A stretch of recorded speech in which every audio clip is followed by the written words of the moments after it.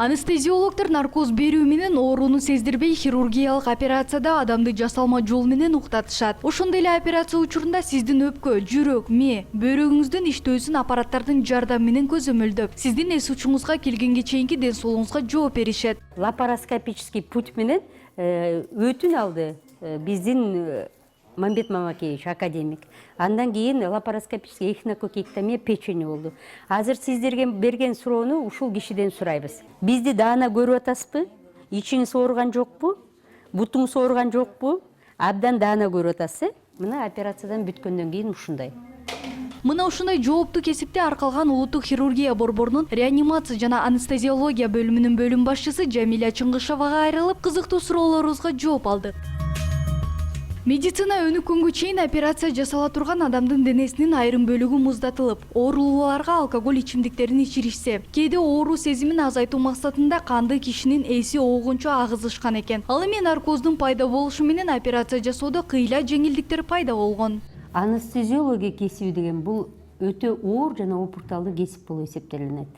Анестезиология кесиби болгондуктан биздин анестезиологдордун жардамы менен биздин хирургия алдыга жылды десек, мен өтө жаңылышпайт болушум керек.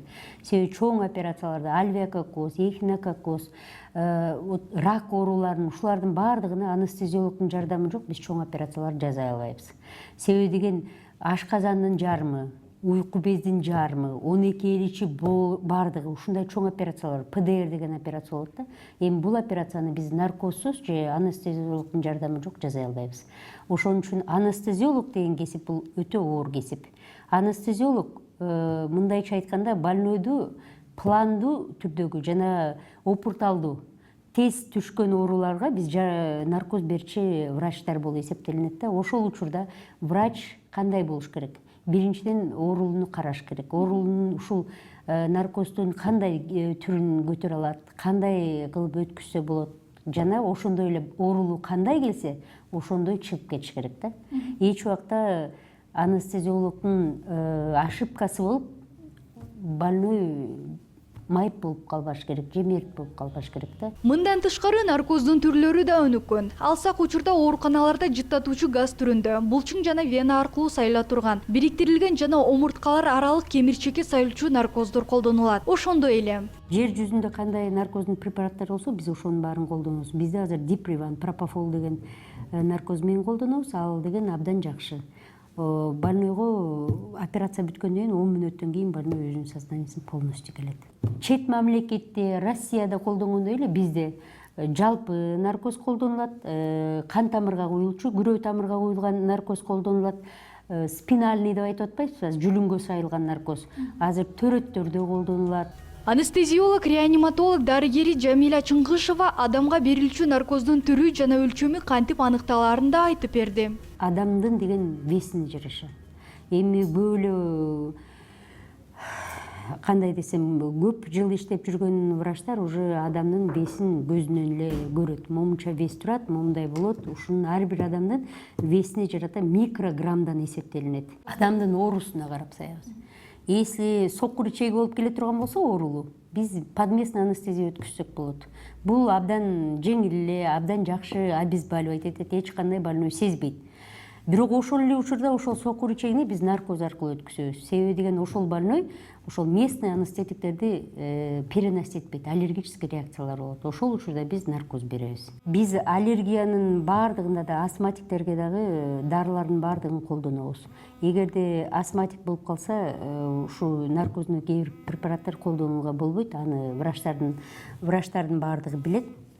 Эгерде аллергиясы бар болуп турган болсо, биз деген десенсибилизирующий деп коебуз. Ошолорду азайтып, басаңдата турган дарылар бар. Ошолордун баарын колдонуп, бирок көбүнчө наркоз деген бүт аллергияны снимать этет. Көп эле учурларда наркоздун препараттарга вообще аллергия болбойт. Бир гана препаратыбыз бар, бул дитилин деген. Мышцаларды бошотуп, жана кокого трубка салганда, ошол дарыга аллергический реакция болушу мүмкүн. Бирок ал индивидуально билинет да. Кишиге наркоз берилгенде ашказандын булчуңдары бошоп, ичкен тамагы оозуна куюлат. Эгер адам жасалма дем алдырууда жатса, оозуна куюлган тамак дем алуу жолуна кирип кетсе, өпкөсүнө барып такалышы мүмкүн. Ошондуктан оорулуу операцияга кирерден мурда ачка болуусу шарт. Наркоздон чыккандан кийин биз 2 саатка чейин ооруларга суу бербейбиз. Көбүнчө ооздорун суулайбыз, жатып турушат. Себеби деген биз аны кан тамыр аркылуу беребиз. Суусаган учурда 2 сааттан өзү толук өзүнө келиш керек. Вопростун бардыгына жооп бериш керек. Биздин айткан кыймыл аракеттердин бардыгын аткарыш керек. Команда деп коебуз, ошону выполнять эткенде гана ага биз уруксат беребиз. Бирок көп учурларда ашказан же болбосо 12 ичеги, сокур ичеги жасалганда жидкость бербегенге аракет жасайбыз 1 суткага чейин. Оозун суулайт, бир аз гана суу ичет. Тамакты желательно ичегиси иштегенден кийин беребиз. Эгер ич көңдөйүлгө операция жасалса, ичегиси иштеп, жели чыккандан кийин 1-2 күндөн кийин беребиз. Эгер уйку безге операция жасалса, 1-2-3 күнгө чейин бербейбиз. Өт түтүкчөлөрүнө жасалып, кээде өзүнчө жол жасалган чоң операциялар болгондо биз 3 суткага чейин операция. Жоон ичегиге да көп операция жасайбыз. Ал учурда 5 суткага чейин сууда, тамакта бербейбиз, бирок деген кан күрөө тамырлары аркылуу биз дары, тамак аш беребиз. Ушул наркоздон кийинки кусат. Кээ бир ооруларда бар. Ал оорулардын өзүнүн деген баш көңдөйдүн ичиндеги давлениеси өйдө көтөрүлгөн. Внутричерепное давление деп коебуз. Ошол оору бар больнойлор болуп калышы мүмкүн. Же болбосо кээ бир оорулардын деген ашказанынан өзүнүн оорусу бар, же 12 ичегисинен, же компенсированный кишечная непроходимость деп коебуз. Ушундай ооруларда кезигип калышы мүмкүн да. Анан кээде высокий состояние трейца деп айтып коебуз. Эми бул медицинский терминде айтылат. Бул учурларда дагы көп больнойлор тамак ичкенден кийин 1-2 сааттан кийин кузушат да. Ушундай оорулар бар гана оорулар кузушат. Анан өт түтүкчөлөрүнө же боорго операция жасаганда эми травматический болот да операциялар. Ошол учурларда ичеги иштебей калып, кээ бир адамдар кузат. Бирок ал учурларда биз зонд салып коебуз.